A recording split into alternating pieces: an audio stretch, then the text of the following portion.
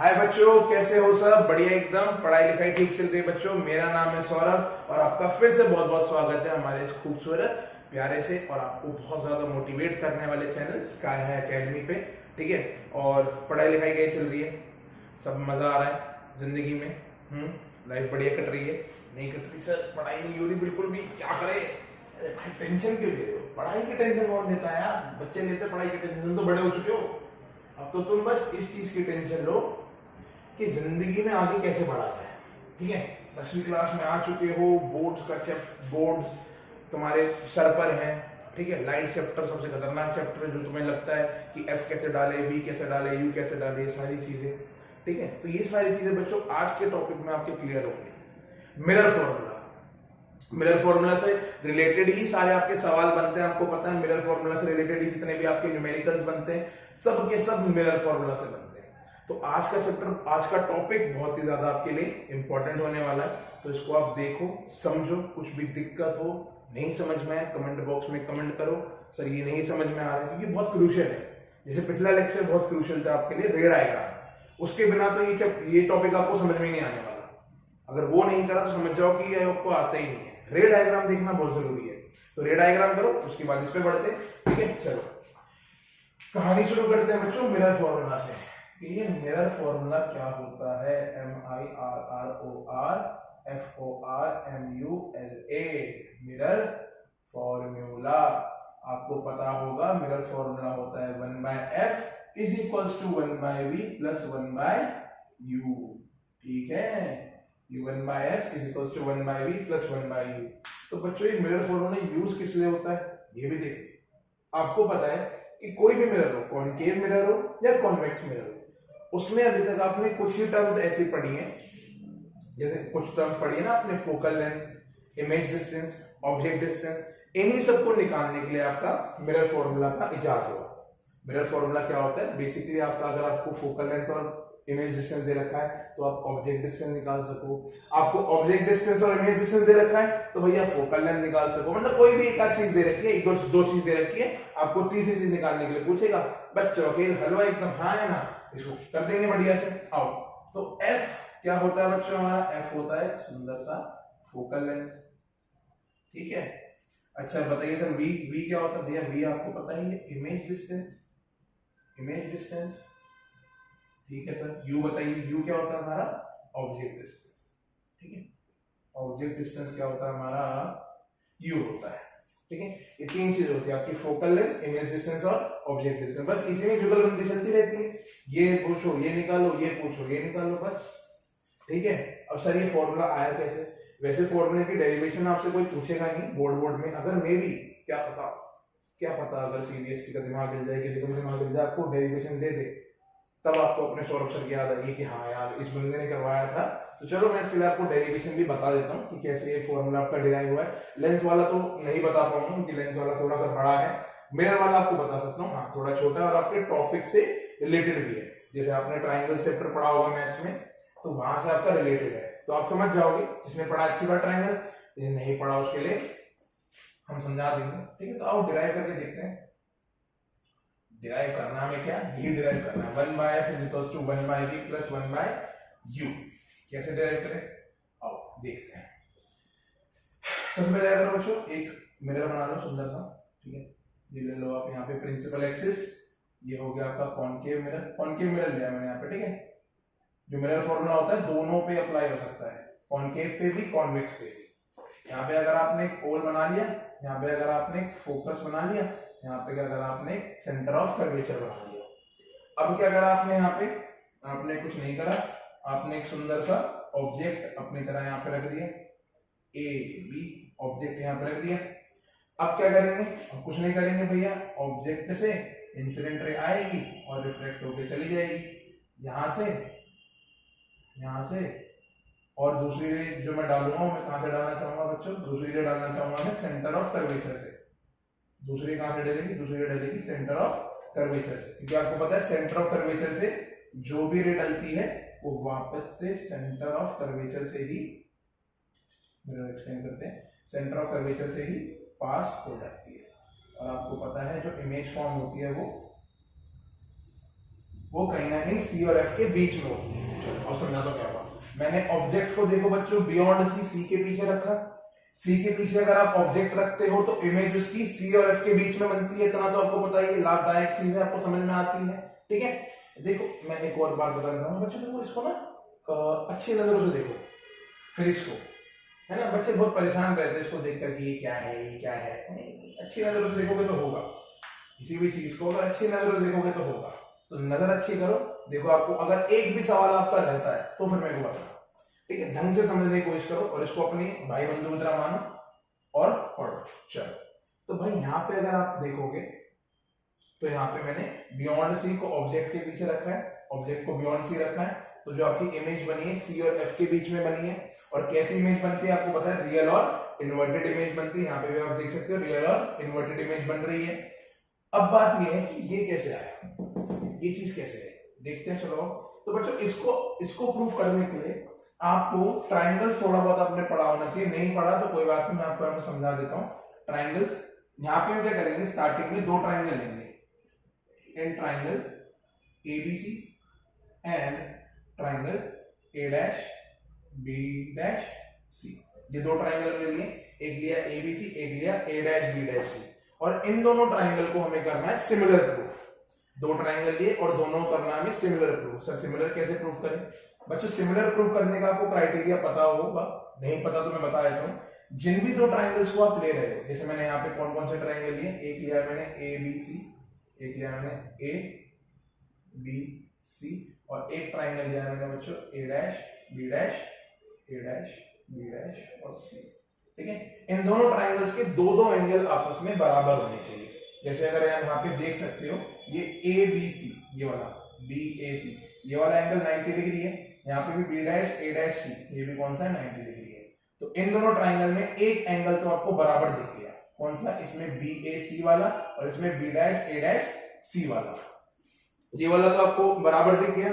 दूसरा angle sir कौन सा बराबर होगा भाई? दूसरा ये देखो, एक है बी सी ए और यहाँ पे देखो बी सी ए डैश, बी डैश सी और ए डैश, ये देखो आपस में वर्टिकली अपोजिट है। तो दो पेयर आपको बराबर दिख गए, एक ये वाला एक ये वाला और एक ये सामने सामने वाले। तो दोनों ट्राइंगल्स में दो दो एंगल आपस में आपको मतलब सेम दिख गए, इक्वल दिख गए। तो आप इन दोनों ट्राइंगल्स को क्या बोल सकते हो, सिमिलर बोल सकते हो। तो सिमिलर होने का क्राइटेरिया कुछ ना खतरनाक तो नहीं है, बस दो ट्राइंगल लो, उसमें दो एंगल बराबर करो तो वो क्या हो जाते हैं, सिमिलर हो जाते हैं। जैसे ये दोनों ट्राइंगल आपस में क्या हो गए, सिमिलर हो गए। तो यहाँ पे मैं लिख देता हूँ एक बारी, ये बी ए सी बराबर B dash A dash C. कैसे? क्योंकि दोनों 90 डिग्री 90 डिग्री दोनों। ठीक है, दूसरी कहानी देखो यहाँ पे बी सी ए डैश, बी सी ए डैश बराबर बी सी ए। ये कैसे बच्चों? Vertically opposite angle. देखो अब ये मत बोलना कि वर्टिकली अपोजिट एंगल क्या होता है। देखो 9वीं क्लास में पढ़ के आए, नहीं पढ़ा तो वापस पढ़ना। ठीक है, चलो। और आपको पता है कि जब दो एंगल आपस में बराबर हो जाते हैं तो ये दोनों ट्राइंगल आपस में क्या हो गए, सिमिलर हो गए। जैसे दो एंगल बराबर हुए तो ये दोनों ट्राइंगल्स क्या हो गए, आपस में सिमिलर। तो मैं लिख सकता हूं हेंस आपका जो ए बी सी है वो सिमिलर है ए डैश बी डैश सी के। और जैसे ही दो ट्राइंगल्स आपस में सिमिलर हो जाते हैं, जैसे ही दो ट्राइंगल आपस में सिमिलर हो जाते हैं तो एक क्राइटेरिया होता है बच्चों सीपीएसटी का। कौन सा क्राइटेरिया होता है? सीपीएसटी। सर ये सीपीएसटी क्या होता है? सीपीएसटी होता है बच्चों corresponding parts of similar triangles. ये दोनों ट्राइंगल आपस में सिमिलर है, अभी हमने प्रूव करे, तो इनके जो कोरस्पॉन्डिंग पार्ट्स का रेशियो होगा। कोरस्पॉन्डिंग मतलब इसका परपेंडिकुलर अपॉन इसका परपेंडिकुलर। देखो राइट एंगल ट्राइंगल है ना, दोनों क्या है, राइट एंगल ट्राइंगल है।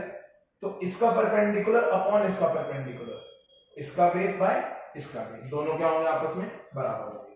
तो कॉरेस्पॉन्डिंग साइड्स का रेशियो क्या होता है, इक्वल। यहां पे लिख लो, ठीक है, कोने में कैसे लिखेंगे, ठीक, थोड़ा बड़ा लिखता हूं,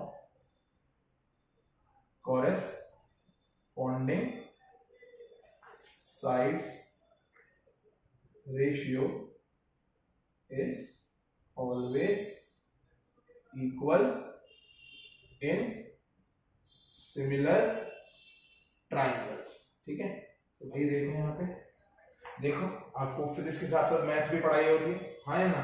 तो भाई यहाँ पे कोरस्पॉन्डिंग साइड्स का रेशियो बराबर होगा, मतलब यहाँ पे अगर मैं लिखना चाहूं तो A B upon A dash B dash, देखो दोनों परपेंडिकुलर है, ए बी सी वाले ट्राइंगल में ए बी परपेंडिकुलर है और B dash A dash C वाले में B dash A dash perpendicular है। तो ये दोनों का रेशियो बराबर होगा इनके बेस के रेशियो के।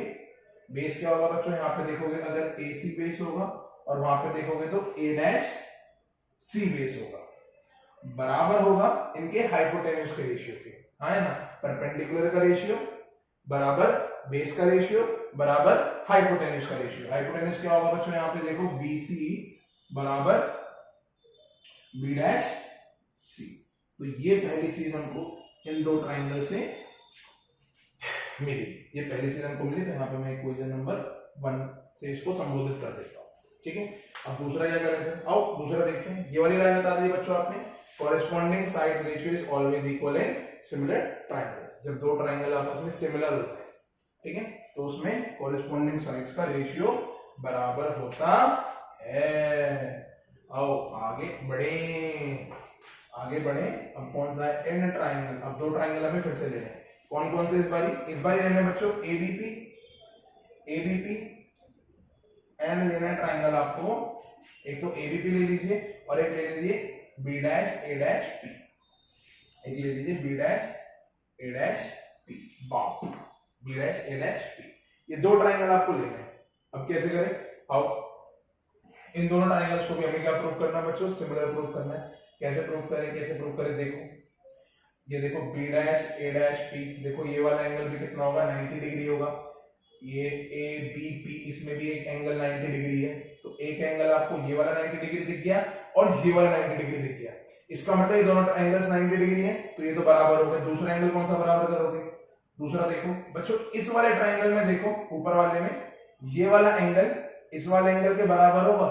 सर कैसे, मैंने बताया था, अगर आपको याद हो तो, नहीं याद हो तो कोई बात नहीं, कि angle of incidence is always equal to angle of reflection. ये तो हो रहा है, यहां से इंसिडेंट रे जा रही है, यहां से रिफ्लेक्टेड रे आ रही है, तो angle of incidence angle of reflection के बराबर है। तो ये दोनों आपस में क्या हो गए, इक्वल हो गए। तो मैं लिख सकता हूं यहां पे, अब क्या लिखेंगे कि एंगल कौन सा भाई, ये B A P angle bar is equals to angle B dash A dash P. क्यों, क्योंकि दोनों 90 डिग्री है, 90 डिग्री। दूसरा क्या होगा बच्चों, दूसरा होगा आपका ए पी बी बराबर कौन सा एंगल होगा आपका, B dash P P A, angle B dash P A. ये दोनों आपस में बराबर होंगे, क्यों, क्योंकि हमने पढ़ रखा है कि angle I is always equal to angle R. अब जैसा कि मैंने बताया कि दो ट्राइंगल्स के जब दोनों एंगल्स बराबर हो जाए तो ये दोनों भी क्या हो जाएंगे बच्चों, आपस में सिमिलर हो जाएंगे। सिमिलर होने का मतलब इसके परपेंडिकुलर बाय इसका परपेंडिकुलर, इसका बेस बाय इसका बेस बराबर इसका हाइपोटेन्यूज बाय इसका हाइपोटेन्यूज, मतलब कॉरेस्पॉन्डिंग साइड्स के रेशियो बराबर हो जाते हैं। कॉरेस्पॉन्डिंग साइड मतलब perpendicular by perpendicular, base by base बराबर हाइपोटेन्यूज बाय हाइपोटेन्यूज। तो चलो इसमें भी कहानी दौड़ा देते हैं, कैसे कैसे करेंगे। बी ए बाय ए डैश बी डैश या बी डैश ए डैश, कुछ भी लिख सकते हो, बराबर इसका बेस क्या है, पी ए डैश, और इसका बेस कितना है, पी ए। तो लिख लेंगे P A by P A dash. Hypotenuse की वजह से जरूरत नहीं है, क्योंकि हाइपोटेन्यूज का हमें कुछ करना नहीं है, बट आपको समझाने के लिए मैं लिख देता हूं यहाँ पे पी बी बराबर आपका कितना हो जाएगा, पी ए डैश के, पीबी बराबर आपका, सॉरी पीबी डैश। इसको मैं मान लेता हूं इक्वेशन नंबर आपकी 2, इसको मान लेता हूं इक्वेशन नंबर 2, ठीक है। तो इक्वेशन नंबर 1 होगी, ये आपकी इक्वेशन नंबर क्या होगी बच्चों, 2 हो गई, ठीक है। अब आगे कैसे करें, अब आगे कुछ नहीं करना आपको, देखो आएगा कुछ नहीं करना है। यहाँ पे क्या दे रखा है, ये दे रखी है। अगर आप बच्चों ध्यान से देखो तो B A upon B dash A dash, यहाँ पे भी है B A upon A dash B dash, ये देखो ना, B A upon A dash B dash है, यहाँ पे B A upon A dash B dash भी है। मैंने बताया था हाइपोटेन्यूज का कोई यूज नहीं है, तो मैं हाइपोटेन्यूज को यहाँ पे मिटा भी सकता हूँ, आप भी चाहो तो अपनी कॉपी से मिटा लो, ठीक है। ये हाइपोटेन्यूज का कोई यूज नहीं है ना, हमें तो एफ वी और यू को करना है ना, यहाँ पे ना एफ वी यू कुछ है नहीं, ठीक है। तो फिर अब कैसे करें, और देखो A B upon A dash B dash, यहाँ पे भी A B upon A dash B dash. तो from equation 1 and 2 equation 1 and 2। पहली और दूसरी इक्वेशन में अगर आप देखो तो लेफ्ट हैंड साइड, यहाँ पे भी लेफ्ट हैंड साइड दोनों बराबर है, तो इसका मतलब राइट हैंड साइड भी क्या होंगी बच्चों आपस में बराबर होंगी। अगर दो लेफ्ट हैंड साइड आपस में बराबर है तो दो राइट हैंड साइड भी आपस में क्या होंगी बराबर होंगी। तो यहाँ पे अगर आप मैं देखूं तो मैं लिख सकता हूँ from equation 1 and 2 AC upon A dash C बराबर PA upon PA dash, AC upon A dash C बराबर PA अपॉन PA डैश। अब इसको देखो लिखने का तरीका कैसे होगा। अब देखो A से लेकर C इतना पार्ट है आपका, A से लेकर C तक, देखो ये पार्ट है A से लेकर C तक, तो मैं AC को ऐसे लिख सकता हूं कि PA माइनस PC। देखो देखो देखो देखो देखो PA माइनस PC।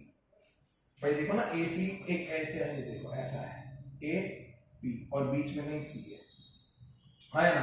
अब PA में से मैं PC घटाऊंगा तो बचेगा तो AC, तो ये करा PA में से PC घटाया AC, कितना पार्ट बच गया, तो मैंने AC की जगह लिख दिया, AC की जगह लिख दिया मैंने PA माइनस PC लिख सकता हूं, इसमें कोई दिक्कत वाली बात मेरे को लगती नहीं, कोई है भी नहीं। और नीचे क्या है A डैश C, नीचे क्या है A डैश C। अब A डैश C को लिखने का तरीका क्या होगा बच्चों बताओ, A डैश C को कैसे लिखा जाए, A डैश C को कैसे लिखा जाए, A डैश C को लिखने का तरीका होगा बच्चों PC माइनस PA डैश। इसको लिख सकता हूं मैं, देखो ये है, ये P है, ये C है, ये बीच में कहीं A डैश है। अब मुझे कितना लिखना है, नीचे देखो क्या है A डैश है आपका, A डैश को लिखने का तरीका क्या हो जाएगा PC माइनस PA डैश। तो यहां पर मैं लिख देता हूं PC minus PA dash is equals to PA upon PA dash. ये कहानी है। अब देखो बच्चों इतना समझ में आ गया, इतना सब कुछ इजी था, कुछ ना मुश्किल नहीं था, ठीक है। देखो सब आसान है, यहाँ पे मैंने बस लिखने का तरीका इसका बदल दिया। अब क्या करें सर, अब ध्यान से देखो बच्चों P से लेकर A, अब देखो अब बहुत इंपॉर्टेंट चीज आने वाली है, P से लेकर A, P से लेकर A, देखो पोल है, पोल से लेकर ऑब्जेक्ट जो है वो A पर रखा हुआ है, तो P से लेकर A, इसको मैं U लिख सकता हूं, बताओ जल्दी बताओ, इसको मैं U लिख सकता हूं कि नहीं लिख सकता हूं, जल्दी बोलो जल्दी बोलो, U लिख सकता हूं नहीं लिख सकता हूं, ये सर बिल्कुल लिख सकते हो, तो लिख देता हूं, लिखने में क्या दिक्कत है। तो PA को मैं लिख सकता हूं बच्चों U, PO को मैं लिख दूंगा U। दूसरा PC, अब भाई P से लेकर C, P से लेकर C, देखो पोल से लेकर सेंटर ऑफ कर्वेचर क्या होता है, रेडियस ऑफ कर्वेचर, तो बच्चों PC को लिख सकता हूं मैं R, PC को लिख सकता हूं मैं R। आराम आ समझ में आ रही है कहानी, हाँ जी सर अब तो पूरी पूरी आ रही है। और PA डैश, PA डैश देखो PA dash PA dash PA dash PA dash, P से लेकर A डैश, देखो ये P है पोल, पोल से लेकर ये क्या है इमेज, तो पोल से लेकर इमेज तक का डिस्टेंस क्या हो जाता है V। अरे सर क्या बात है, मजा आ गया।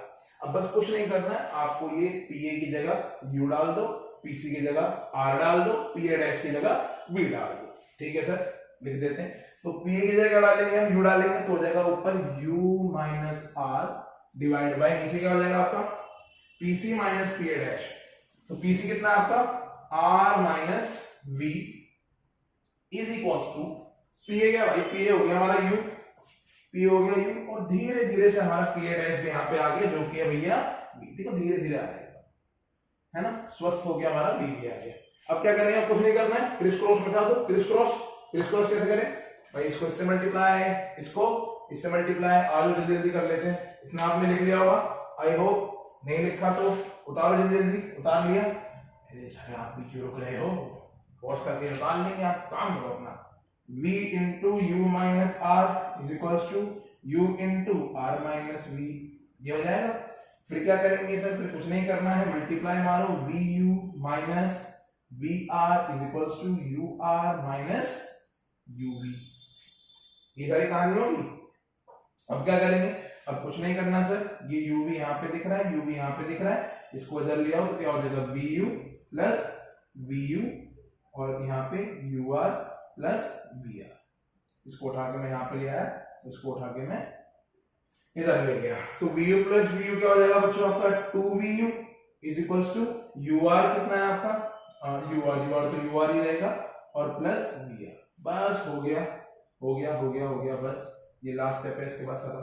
अब क्या करेंगे, अब कुछ नहीं करना है बच्चों, हमें अब एक ट्रिक इस्तेमाल करनी है सुंदर सी, क्या, डिवाइडिंग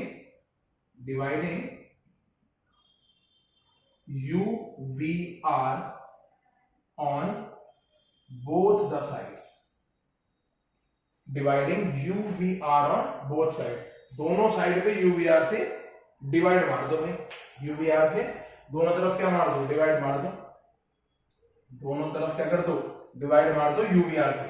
कैसे मारेंगे, 2vu divide by U V R is equals to U R upon U V R plus V R upon U V R.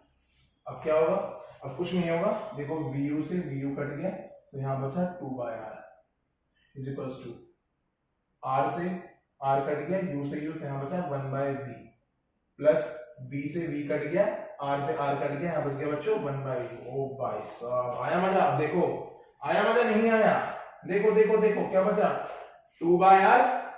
अब 2/r को मैं उल्टा करके लिख सकता हूं, मतलब 2/r है ना भाई, r/2 हो जाता है आपका f, 2/r, 2/r क्या हो जाएगा बच्चों आपका 1/f, उल्टा ही तो है, हाँ है ना, r/2f होता है तो 2/r क्या हो जाएगा 1/f। अब क्या करेंगे 2/r की जगह डाल दो, क्या डाल दो बच्चों 1/f डाल दो और 1/v plus 1/u is equals to 1/f। ओए होए सर हो गया चमत्कार, इतनी देर की मेहनत मशक्कत के बाद हमने ये फॉर्मूला निकाल दिया। देखो सेम फॉर्मूला है 1/f is equals to 1/v plus 1/u। कैसे कैसे करा, बस दो ट्राइंगल लिए, दोनों को सिमिलर करा, कॉरेस्पॉन्डिंग साइड्स का रेशियो बराबर करा, हाइपोटेन्यूज के रेशियो को बराबर करने की जरूरत नहीं है, क्यों, क्योंकि भैया इनका कोई नीड ही नहीं है, जिनकी नीड है हमने उसको रखा perpendicular by perpendicular, base by base, खत्म खत्म। ये आ गया हमारा फॉर्मूला यहाँ पे 1/f is equals to 1/u plus 1/u। ऐसा नहीं कि आपसे पूछा जाता है, पेपर में नहीं पूछेंगे, बट ये कि हाँ फॉर नॉलेज आपको ये चीज आनी चाहिए, क्या पता सीबीएसई का दिमाग थोड़ा सा उड़ जाए और आपको ये कहानी दे दे कि भैया डिराइव करके दिखाओ, क्या है बच्चों डिराइव करो, ठीक है जी सर। अच्छा एक इंपॉर्टेंट चीज बच्चों यहाँ पे बताना चाहूंगा कि आपको जो ये आपको लिखना है, आपको ये विद साइन लिखना है बच्चों, विद साइन। जब आप इसको न्यूमेरिकल में यूज करोगे तो आप इसको विद साइन, साइन के समेत, साइन के साथ डालना, ठीक है, साइन के साथ डालना 1/f equals to 1/a plus 1/u, आपको साइन के साथ डालना है, विदाउट साइन मत डालना। जैसे आपको f दे रखा, आपको दे रखा क्वेश्चन में कि in a concave mirror focal length is 20 centimetre, तो फोकल लेंथ 20 सेंटीमीटर आपको दे रखी है, बट आपको आंसर मतलब फॉर्मूले में -20 डालना है, कॉन्केव मिरर में focal length is always negative. चलो वो तो भी बता देंगे, ठीक है भाई, समझ में आ गया जी सर, बहुत बहुत समझ में आ गया, मजा आ गया एकदम करके। और बताओ और कैसे करें, और देखो बच्चों चलो, ठीक है इसको मिटाओ। तो भैया मिरर फॉर्मूला तो हमारा डिराइव हो गया, अब एक चीज बचती है बच्चों आपकी मैग्निफिकेशन। मैग्निफिकेशन क्या होता है आपको मैंने बता ही दिया था, मैग्निफिकेशन क्या होता है, it is the ratio of height of image by height of object, it is the ratio of height of image by height of object, की height of image by height of object के ratio को हम क्या बोलते हैं, magnification बोलते हैं जी। बात तो सही है जी सर, आपकी बात तो एकदम एकदम ही सही है, कुछ में गलती नहीं है, ठीक है। तो अब देखो इसका फॉर्मूला एक आपने पढ़ा होगा -v/u, ये मैंने आपको बताया, नहीं बताया तो कोई बात नहीं, अभी देख लो -v/u क्या होता है, इसका फॉर्मूला होता है। ये कैसे आया सर, देखो इसका भी आने का यहीं से है, कहीं अलग से कहीं से आया नहीं है, तोड़ ताड़ के नहीं आया है, आया यहीं से। कैसे आया सर देखें, अच्छा देखो बच्चों का ध्यान से, मैंने आपको बताया था कि AB upon A', AB upon A', is equals to आपका AC अपॉन A'। ये सारी कहानी मैंने आपको बताई थी थोड़ी देर पहले, अगर आपने करा हो तो। जैसे यहाँ पे देख सकते हो ये दो ट्राइंगल मेरे थे, यहाँ पे एक ये वाला ट्राइंगल था, एक ये वाला ट्राइंगल था, यहाँ से देखो ये कहानी बनी थी ना, ये वाली कहानी बनी थी आपकी, ये है ना, ये AB अपॉन A', B' बराबर आपका AC अपॉन A', एक तो ये था और एक था आपका AB अपॉन A', B' बराबर बराबर AC बराबर सॉरी आपका A', सॉरी क्या था, बराबर था आपका हाँ AP अपॉन A', ये दूसरा ट्रायंगल है ना, दूसरा ट्रायंगल मैंने यहाँ पे सॉल्व करा था दूसरा वाला ट्रायंगल से आ रहा था ना A B upon A dash B dash equals to A B upon A dash B, ये आ रहा था दूसरे वाले ट्रायंगल से। तो बच्चों ए बी क्या है, ए बी है height of object, A dash B dash क्या है, हाइट ऑफ इमेज। और यहाँ पे अगर आप देखोगे ए से लेकर पी तक क्या है, ऑब्जेक्ट डिस्टेंस, और ए डैश बी डैश क्या है आपका, इमेज डिस्टेंस। मतलब क्या है इसका मतलब, देखो ए बी की जगह मैं लिख सकता हूं यहाँ पे एच ओ, ए बी क्या है, हाइट ऑफ ऑब्जेक्ट है ना, ए डैश बी डैश की जगह लिख सकता हूं मैं एच आई, ठीक है। और एपी की जगह क्या लिख सकता हूं मैं, देखो एपी का मैंने बताया था, एपी की जगह क्या लिख रहा था मैं, एपी की जगह लिख रहा था मैं यू, और ए डैश पी की जगह क्या लिख रहा था मैं, ए डैश पी की जगह लिखा मैंने वी, ठीक है। ए डैश पी की जगह क्या लिखा मैंने, वी लिखा, तो यहां पे डाल दो, ए बी की जगह लिख दो H O upon A dash B dash की जगह लिख दो एच आई, यहां पे लिख दो यू बाय वी। अब एक काम करो, साइन उल्टे कर दो, मतलब सॉरी ये उल्टा कर दो तो क्या हो जाएगा यहाँ पे H I by H O is equals to V by U. अब ये सर यहाँ पे नेगेटिव कैसे आया, यहाँ तो नेगेटिव वी बाय यू है भाई, यहाँ तो माइनस वी बाय यू है ना, यहाँ पे तो माइनस है नहीं, तो कैसे आया। तो देखो कुछ नहीं करना बच्चों, यहाँ पे जो हमने H I H O V और यू है ना वो साइन के साथ डाले, जो एच आई लिखा है ना मैंने, अब देखो H I height of image, image देखो नीचे की तरफ बन रही है तो इमेज डिस्टेंस आता है नेगेटिव, मतलब हाइट ऑफ इमेज होगी नेगेटिव। मैंने बताया था ना प्रिंसिपल एक्सिस के नीचे वाले सारे नेगेटिव लो, प्रिंसिपल एक्सिस के ऊपर वाले सारे पॉजिटिव लो, ठीक है। v v यहां से यहां तक अगर आप देखो v भी क्या होगा आपका, नेगेटिव होगा, क्योंकि भैया इस तरफ इमेज बन रही है, और ऑब्जेक्ट डिस्टेंस भी क्या होगा आपका, नेगेटिव होगा, बस ho ही है जो पॉजिटिव होगा, क्योंकि वो प्रिंसिपल एक्सिस के ऊपर रखा है। जो चीजें प्रिंसिपल एक्सिस के नीचे है उसको नेगेटिव लो, जो भी इंसिडेंट रे के अपोजिट डायरेक्शन में उसको नेगेटिव लो, ये सब मैंने बता रखा है, तो कंफ्यूज मत होना।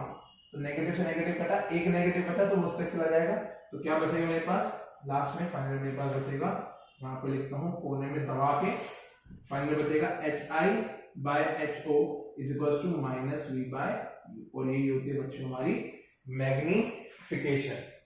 तो समझ में आया मैग्निफिकेशन क्या होती है, H I by H O is equals to minus V by U. कोई दिक्कत तो नहीं है, कोई चीज समझ में नहीं आ रही है, आसान है, बस हमने क्या करा, दो फॉर्मूला यहाँ पे डिराइव करें, एक तो 1/f is equals to 1/v plus 1/u, और दूसरा क्या करा हमने, magnification is equals to H I by H O is equals to minus V bye.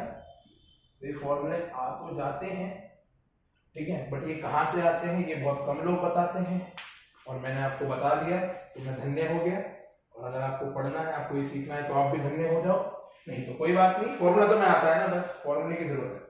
आओ तो भाई हमने फॉर्मूला तो सब देख लिया, मैग्निफिकेशन का भी है ना, और मिरर फॉर्मूला भी देख लिया, दोनों चीजें देख ली। अब क्या करें, अब कुछ नहीं करना बच्चों आपको, अब सिर्फ सवाल बनाना है, अब कुछ नहीं करना, अब आपको क्या करना है, सिर्फ और सिर्फ सवाल बनाना है, सिर्फ सवाल बनाना है, अब कुछ नहीं करना। कुछ सवाल मैं आपके लिए लेकर आया, ठीक है, कुछ सवाल मैं आपके लिए लेकर आया, सवाल ट्राई करते हैं, फिर उसके बाद हम लेक्चर को खत्म करेंगे। तो ये सब देख लो, 1/f is equals to 1/a plus 1/u, mirror formula, magnification का H I by H O या फिर माइनस वी बाय यू। अब इसी पे हम सवाल अपने क्या करते हैं बच्चों, शुरू करते हैं। तो पहला सवाल क्या कह रहा है हमसे,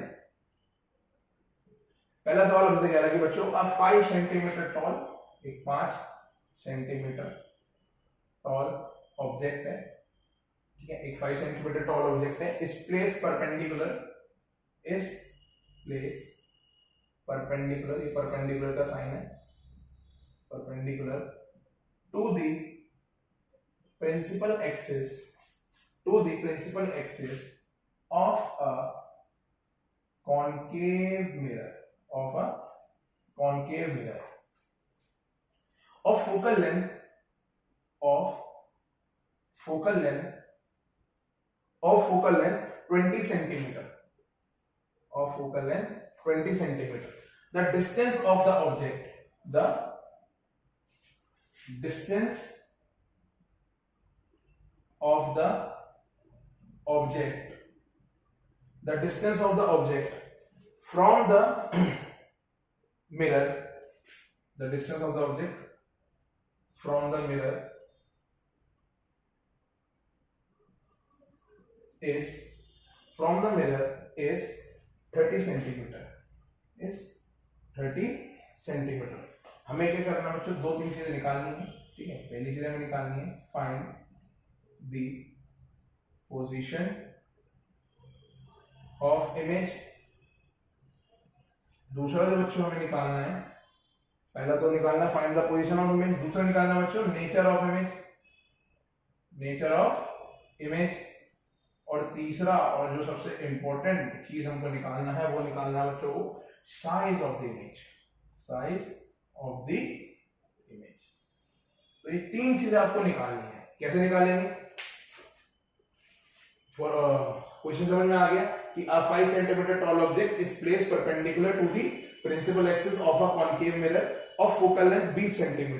The distance of the object from the mirror is 30 cm. भाई खूबसूरत प्यारा सवाल, ठीक है, एकदम जनरल सवाल, ठीक है। पॉज करो, ट्राई करो, होता है तो ठीक, नहीं तो कोई बात नहीं, मैं भी 3 तक दिखाता हूं। 1 2 3, चलो हो गया, हो गया बच्चों। नहीं हुआ तो कोई बात नहीं, आओ शुरू करते हैं। मैं यहाँ पे आपको करवाता हूँ कैसे करना है इसे, आओ देखते हैं। पहले सबसे पहला काम जो होता है बच्चों, देखो ध्यान से सुनो, सबसे जो पहली चीज होती है वो होता है डायग्राम बनाना।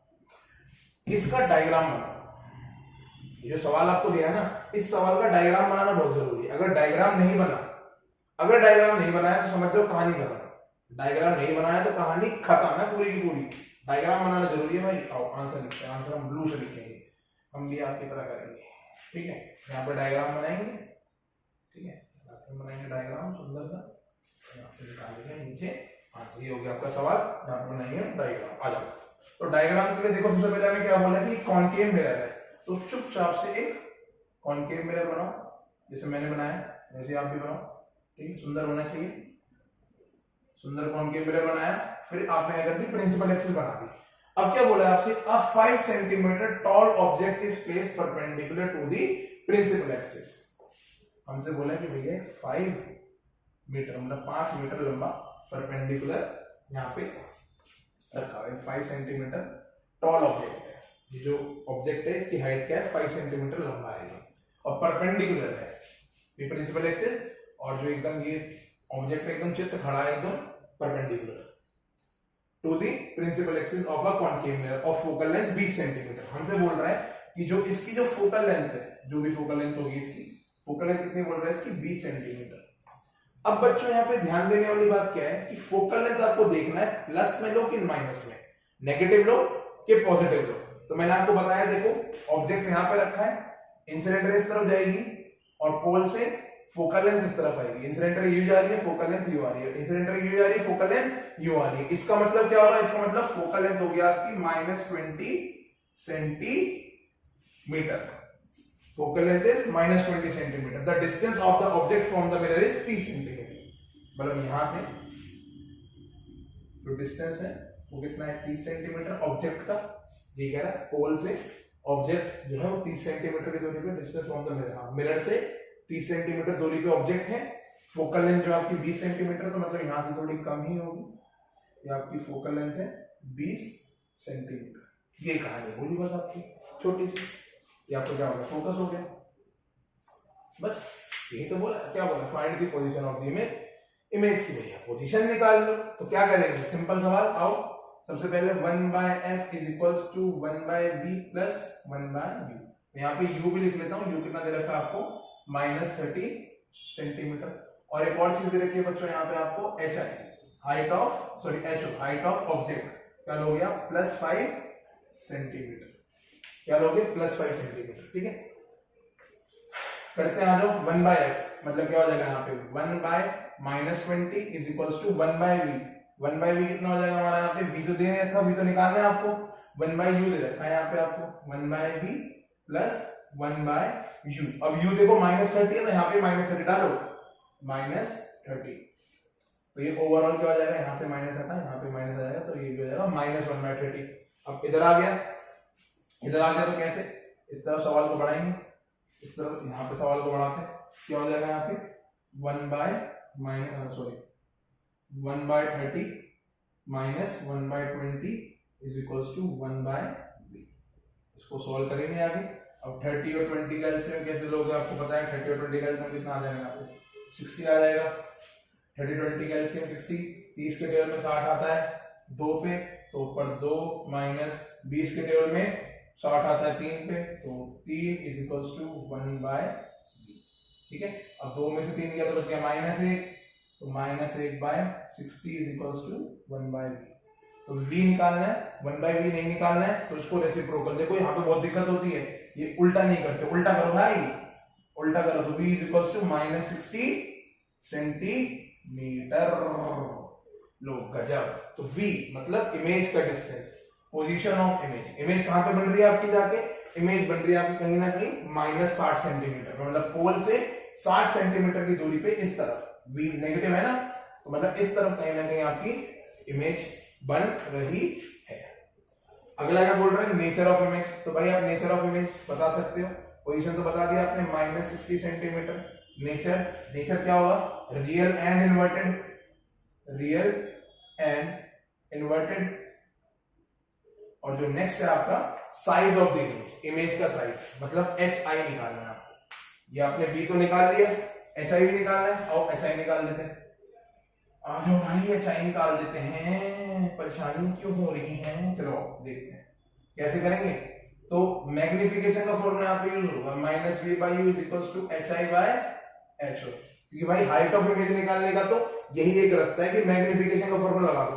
क्या आपको मैग्निफिकेशन पता है, नहीं पता है, तो इसको हटाओ। क्या पता है, -v, v पता है आपको, हाँ जी अभी हमने v निकाला कितना, -60 सेंटीमीटर, ठीक है। और क्या पता है आपको, u पता है, जी u भी पता है, ho पता है, हाँ जी ho भी पता है। क्या नहीं है पता, HI नहीं पता, तो मतलब इसी फॉर्मूले से आपका निकल जाएगा, सिंपल था। -v/u is equals to HI/HO, HI आपको निकालना था, तो v और u तो आपको पता है, HO भी पता है, यहां से HI इजीली निकलेगा, तो -v/u करके देख लो, आ जाओ। अब यहाँ पे भी जो आपको डालना है वो भी विद साइन डालना होगा, ये नहीं कि साइन के साथ ना डालो, विद साइन, हमेशा विद साइन डालो, हमेशा, एवरी टाइम विद साइन। तो यहाँ पे v, यहाँ पे माइनस, यहाँ v क्या है, -60 डिवाइड बाय u, u क्या होगा बच्चों आपको, -30। अब ये HO यहाँ पे है, HO यहाँ ऊपर मल्टीप्लाई चला जाएगा, तो इनटू HO, HO कितना आपका 5 इज इक्वल्स टू HI, ओए HI का है, हाँ इज इक्वल्स टू HI। अब क्या करो, कुछ नहीं, इसको इससे कैंसिल कर दो भाई, इसको इससे कैंसिल कर दो, ये माइनस से माइनस कट गया, माइनस से माइनस कटा है, ये ऊपर गया तो कितना हो गया यहाँ पे, आपको हो गया -2 into 5 is equals to HI, तो -10 centimetre is the height of the image. Image की हाइट कितनी है, 10 सेंटीमीटर। इमेज की हाइट कितनी है, 10 सेंटीमीटर। कैसे पता चले इमेज की हाइट, भाई कुछ नहीं, मैंने यहाँ पे -v/u मैग्निफिकेशन वाला फॉर्मूला निकाला और साइज ऑफ इमेज निकाल दिया, जो कि आपकी 10 सेंटीमीटर। माइनस क्यों आया, माइनस इसलिए आया बच्चों की जो आपकी इमेज बनी होगी वो प्रिंसिपल एक्सिस के नीचे बनी होगी। तो आई होप इस सवाल से आपके सारे जितने भी मिसकंसेप्शन थे सारे हट गए होंगे। हमेशा चाहे वो मैग्निफिकेशन का फॉर्मूला हो चाहे वो मिरर फॉर्मूला हो, उसमें हमेशा वैल्यू को साइन के साथ जरूर डालो, उसमें हमेशा वैल्यू को साइन के साथ जरूर डालो, ठीक है, साइन के साथ डालना है, ये नहीं कि बिना साइन के डाल दिया, साइन के साथ डालो। तो इस क्वेश्चन से आपके सारे चीजें दिक्कतें सब कुछ समझ में आ गई। चलो दूसरा सवाल करते हैं, बढ़िया था, आओ भाई दूसरा सवाल करते हैं बढ़िया सा, ये बता देता हूं मैं। आओ सेकंड क्वेश्चन करेंगे, सुंदर सा, सुशील सा, ब्यूटीफुल सा, ठीक है। चलो दूसरा सवाल है बच्चों, सेम ऐसे ही है, ठीक है, इसको ध्यान से करना। सपोज, सवाल है आपका, suppose the height of object is 3 centimetre, suppose the height of object is 3 centimetre, ठीक है, and height of object is 12 centimetre, and height of object is 12 centimeter. What is the magnification? आसान सा सवाल, what is the magnification? ऐसे कुछ कोई खतरनाक सवाल इस पे मिलेंगे नहीं, वैसे हैं कुछ कुछ, ठीक है, बताऊंगा कैसे कैसे। पहले ये वाला कर लेते हैं। Suppose the height of object is 3 centimetre, height of image is 12 centimetre, what is the magnification? तो भैया मैग्निफिकेशन का फॉर्मूला क्या होता है? Magnification is equals to HI by HO is equals to -V/U। ये सब मैग्निफिकेशन के फॉर्मूले हैं, कुछ अलग तो नहीं है। अब देखो HI HO, क्या यहाँ पे V और U दे रखा है? सवाल में देखो V और U दे रखा है? नहीं दे रखा, तो क्या दे रखा है? HI और HO। तो बस इसको मिटा दो और HI और HO से इसका काम कर दो। Magnification is equals to height of image, height of image कितनी है? 3 centimetre, divide by height of object कितनी है? 12 सेंटीमीटर। तो कितना आ गया मैग्निफिकेशन आपकी? 1/4। अब 1/4 का मतलब मैग्निफिकेशन 1 से कम है। तो बताया था मैंने आपको, जब मैग्निफिकेशन 1 से कम होती है तो उस केस में क्या होता है? उस केस में आपका जो ऑब्जेक्ट है वो बड़ा होता है और इमेज छोटी बनती है। ठीक है, तो डीमैग्निफाइड इमेज आपको पता ही होगा, नहीं पता तो कोई बात नहीं, लेक्चर देख और पता करो। आओ आगे बढ़े। ठीक है, चलो आगे बढ़ते हैं अगले सवाल पे। अगला बहुत ही अच्छा सवाल होने वाला है। हाँ जी, okay okay okay okay okay okay. चलो कॉन्वेक्स मिरर का भी कर लेते हैं। ठीक है, ब्लैक से लिखेंगे, कॉन्वेक्स मिरर का करेंगे। आ जाओ, क्या सवाल है आपका? एन ऑब्जेक्ट, एक ऑब्जेक्ट है, ठीक है, 5 centimetre in length, 5.0 centimetre in length, मतलब जिसकी लेंथ है वो 5 सेंटीमीटर है, is placed at a distance, is placed at a distance of 20 centimetre, ठीक है, इन फ्रंट ऑफ, ये फ्रंट लिखा है, in front of convex mirror, in front of convex mirror, ठीक है, ऑफ रेडियस ऑफ कर्वेचर, आपका दे रखा है 30 centimetre, of radius of curvature 30 centimetre. Find the position of image, it's nature, पहला position of image, दूसरा nature of image, और जो तीसरे और बड़ी खूबसूरत चीज आपसे पूछ रहा है वो पूछ रहा है साइज ऑफ इमेज। ठीक है, आसान सवाल, मिनट से पहले हो जाना चाहिए। पॉज करो, सवाल करो, पॉज करो, सवाल करो, करो। हो गया बच्चों? चलो मैं करके दिखाता हूं कैसे करना है इसे। क्या कह रहा है? An object 5 centimetre in length, मतलब जो ऑब्जेक्ट की लेंथ है वो 5 सेंटीमीटर दे रखी है, is placed at a distance of 20 centimetre. तो आओ काम कर लेते हैं, एक काम करते हैं, सबसे पहले तो मिरर बनाएंगे। कौन सा मिरर बनाएंगे हम यहाँ पे? Convex mirror. कौन सा मिरर बनाएंगे? कॉन्वेक्स मिरर बनाएंगे। अरे बन जा भाई, बन जाता हूँ। ये रहा कॉन्वेक्स मिरर। ठीक है, कॉन्वेक्स मिरर आपको पता है अंदर से शेडेड होता है, बाहर से नहीं होता है, अंदर से शेडेड होता है। ठीक है, अभी हमने कॉन्वेक्स मिरर बनाया, ये हमने प्रिंसिपल एक्सिस बनाई, और क्या करा यहाँ पे हमने, और क्या बोल रहा है हमसे कि कितनी दूरी पे? 20 सेंटीमीटर, मतलब यहां से 20 सेंटीमीटर दूरी पे 5 सेंटीमीटर बड़ा ऑब्जेक्ट रख दिया। ठीक है, और क्या बोल रहा है? इसका जो रेडियस ऑफ कर्वेचर है वो 30 सेंटीमीटर है। ये पोल हो गया, यहां से सेंटर ऑफ कर्वेचर तक के डिस्टेंस को हम क्या बोलते हैं? Radius of curvature. तो भैया रेडियस ऑफ कर्वेचर में दे रखा है 30 सेंटीमीटर। ठीक है सर, और क्या है? हमें क्या निकालनी है? पोजीशन मतलब v निकालना है, नेचर ऑफ इमेज मतलब रियल है, इन्वर्टेड है, और साइज ऑफ इमेज। तो बच्चों नेचर ऑफ इमेज तो आप मिरर देख के ही बता सकते हो। अगर कॉन्वेक्स मिरर है तो आपको पता है नेचर ऑफ इमेज कैसा होगा? Virtual and erect. ठीक है, नहीं तो आप वैसे भी कर सकते हैं। आ जाओ देख लेते हैं कैसे करें। एन ऑब्जेक्ट 5 सेंटीमीटर, ठीक है। चलो सबसे पहले क्या करेंगे? मिरर फॉर्मूला लगाएंगे। क्या क्या दे रखा है देख लो, आपको एफ दे रखा है कितना? 15 सेंटीमीटर। अब देखो -15 नहीं लोगे, 15 सेंटीमीटर लोगे। अब 15 कैसे? क्योंकि आपको रेडियस ऑफ कर्वेचर दे रखा है, फोकल लेंथ तो दी नहीं है, क्या दिया है? Radius of curvature. Radius of curvature क्या होता है? रेडियस ऑफ कर्वेचर क्या होता है बच्चों?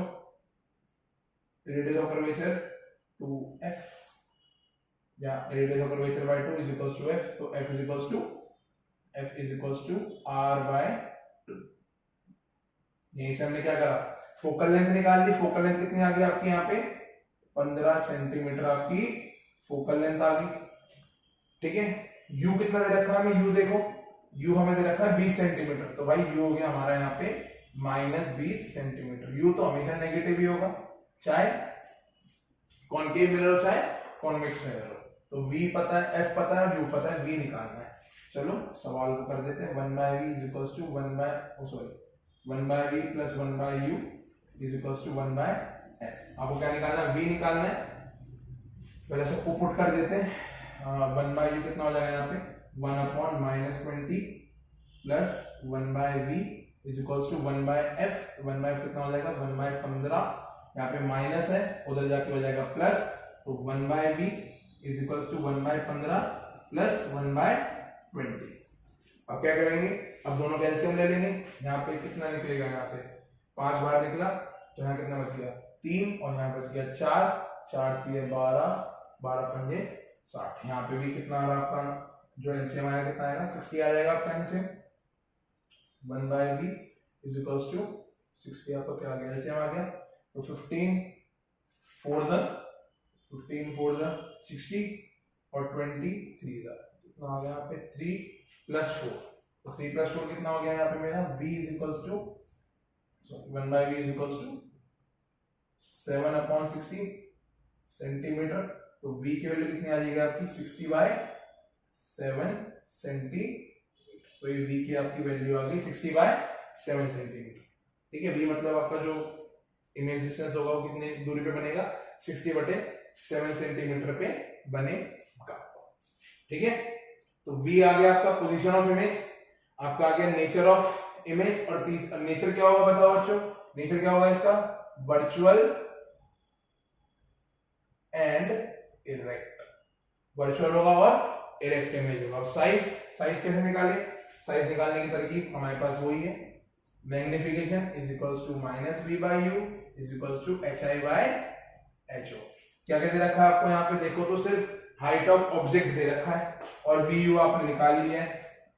ठीक है, तो v की जगह v डाल देंगे यहाँ पे -60/7 होल डिवाइड बाय u कितना है आपका -20, यहाँ पे डाल देंगे -20। hi कितना है यहाँ पे hi तो निकालना है हमको। ठीक है, ho कितना आपका 5, यहाँ पे लिख देंगे 5। अब ऊपर नीचे कर दो, -60/7 इंटू -20, माइनस से माइनस कटा, 20 से 60 कटा 3 पे, तो कितना हो गया 3/5, 3/7 into 5 is equals to hi। तो hi जो आएगा आपका 15/7 आ जाएगा। कितना आएगा चाहिए आपका, यहाँ पे मैं डब्ल्यू में लिख देता हूँ hi is equals to 15/7 centimetre. चाहो तो इसको डेसिमल में कन्वर्ट कर लो, नहीं तो ऐसे रहने दो, कोई दिक्कत नहीं है। अब देखो hi जो है आपका पॉजिटिव आया, नेगेटिव नहीं आया, पॉजिटिव आया नेगेटिव नहीं आया, पॉजिटिव आया। अगर रियल इन्वर्टेड होती तो hi आपका नेगेटिव आया था, बट वर्चुअल इरेक्ट है इसलिए आपका hi क्या आया पॉजिटिव आया। तो ये भी समझ में आएगा हमें कैसे करना है कैसे नहीं करना है, कोई दिक्कत तो नहीं है इसमें। ठीक है, ऐसे बच्चों बहुत सारे सवाल है। ठीक है, बस मैं आपको यहाँ पे कुछ चीजें आपको बताना चाहूंगा। जैसे अगर मैं आपको यहाँ पे एक चीज बताऊं बढ़िया सी, कि अगर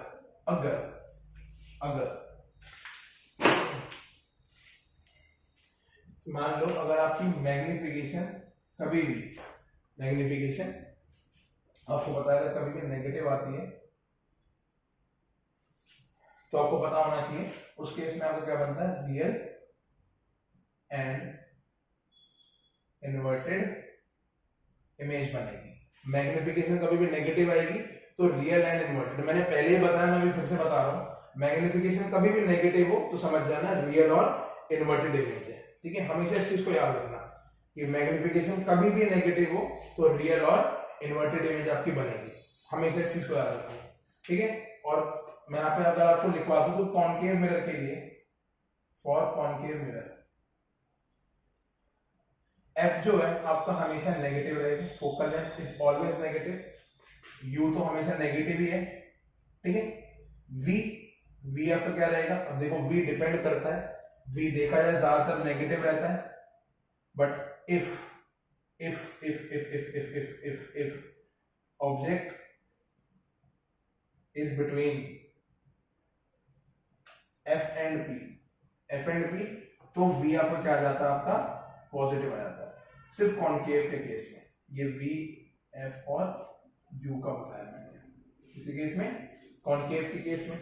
अगर आपको कॉन्वेक्स मिरर देखना है, कॉन्वेक्स मिरर में कैसे करें, कॉन्वेक्स मिरर देखो आप, कॉन्वेक्स मिरर में देखो आपका जो F रहता है, F तो हमेशा पॉजिटिव, हमेशा पॉजिटिव, कॉन्वेक्स मिरर में हमेशा पॉजिटिव। वैसे मैंने बता रखा है क्यों नेगेटिव होता है क्यों पॉजिटिव होता है, याद रखना। यू, यू, यू तो बच्चों हमेशा नेगेटिव रहेगा, चाहे कॉन्केव लो चाहे कॉन्वेक्स लो। वी, वी बीच में हमेशा क्या रहेगा बच्चों, बीच में हमेशा हमेशा पॉजिटिव रहेगा, हमेशा। V is always positive, U is always negative, F is always positive। ये मैं always का साइन जरूर लिख देता हूं यहाँ पे, always, always, always, ये भी always, हमेशा, ये भी always, ये वाला एक केस में रहता है बाकी इसमें नहीं होता, बाकी इसमें always, ठीक है। ये भी always negative और V always,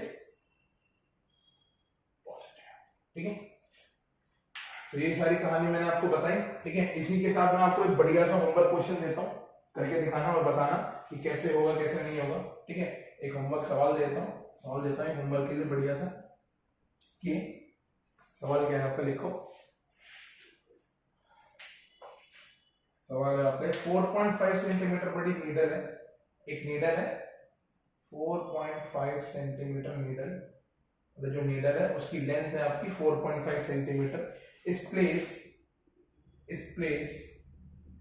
12 सेंटीमीटर अवे, इस place 12 centimetre away from concave mirror, from concave mirror, from concave mirror of focal length, of focal length है आपकी 15 सेंटीमीटर, ठीक है। 15 सेंटीमीटर आपकी फोकल लेंथ है। हमें क्या बताना है, गिव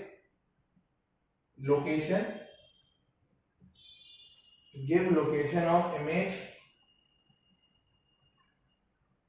एंड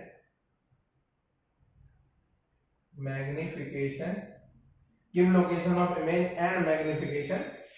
उसके बाद में करना है डिस्क्राइब व्हाट हैपन्स, अच्छा ये भी है, describe what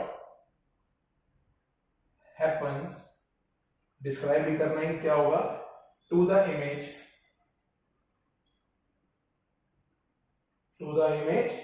as the needle is moved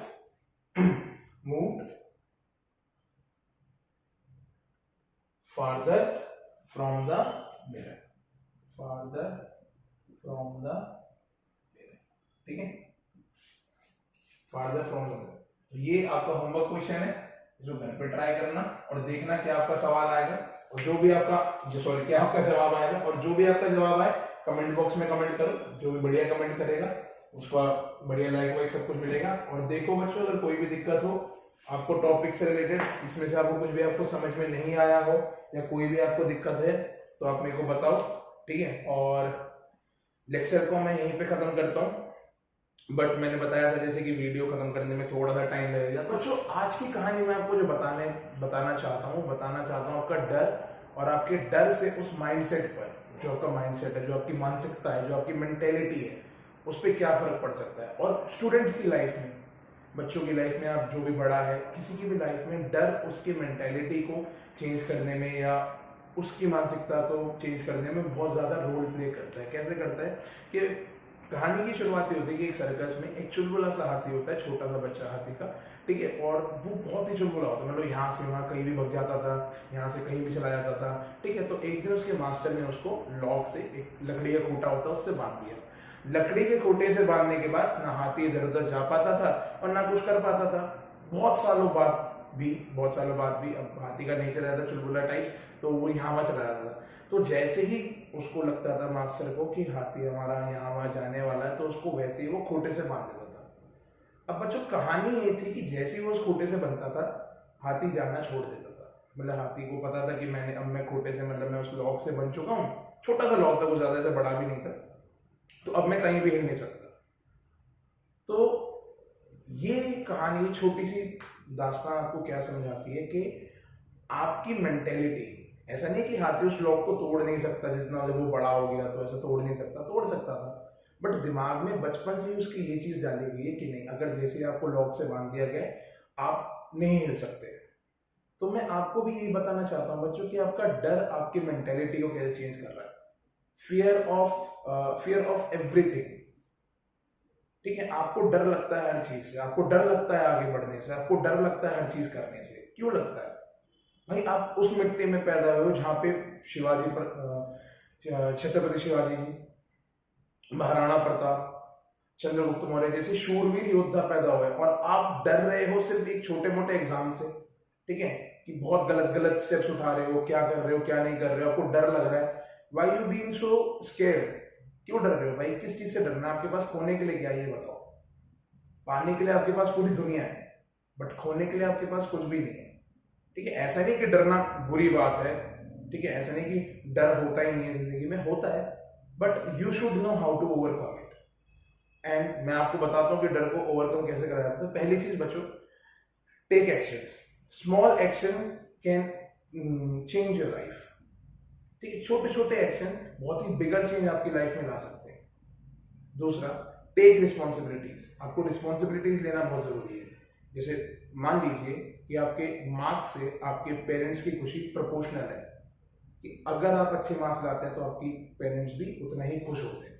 जितने अच्छे मार्क्स लाएंगे उतने आपके पेरेंट्स खुश रहेंगे। तो उसको एक रिस्पॉन्सिबिलिटी की तरह लो, ठीक है। Behave like a responsible child या behave like a responsible student. इस रिस्पॉन्सिबिलिटी से क्या होता है ना कि आपको कहीं ना कहीं एक माइंडसेट डेवलप होता है कि हाँ यार, मैं बड़ा हो रहा हूँ या मैं बड़ी हो रही हूँ, तो आई शुड टेक रिस्पॉन्सिबिलिटी, जिससे आपके माइंडसेट में जितना ज्यादा फर्क पड़ेगा उतना ही लाइफ में आप आगे जाओगे, ठीक है। तो डर को ओवरकम करो, ठीक है, आप कर सकते हो। अपने आप को रोज ये बताओ, ठीक है, किसी के कहने ना कहने से कुछ भी फर्क आपको नहीं पड़ना चाहिए। बस यही मैं आपको बता रहा था कि डर से आपकी मेंटेलिटी पे क्या फर्क पड़ सकता है और कैसे इसको चेंज करा जाए, ठीक है बच्चों। तो मिलते हैं नेक्स्ट लेक्चर में। आई होप ये वीडियो समझ में आई होगी, नहीं आई तो कोई बात नहीं, नेक्स्ट वीडियो कमेंट बॉक्स में कमेंट करो और बताओ। चलो, ओके बाय।